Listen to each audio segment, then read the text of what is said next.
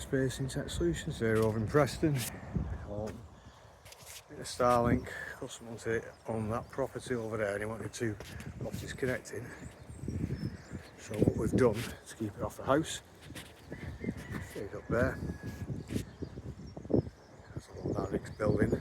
Starlink routers in there, current speeds coming at 200 meg on the £55 plan. So we created a little hotspot in there using a Starlink router, got a Cat5 cable, sorry, Cat5e cable out, hid behind the gutters. All the way across there, and the property. And followed. Catenary wire there.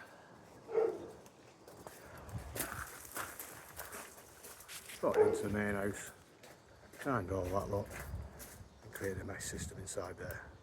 No Starlink on the property. Need installation in Preston, feel free to get in touch.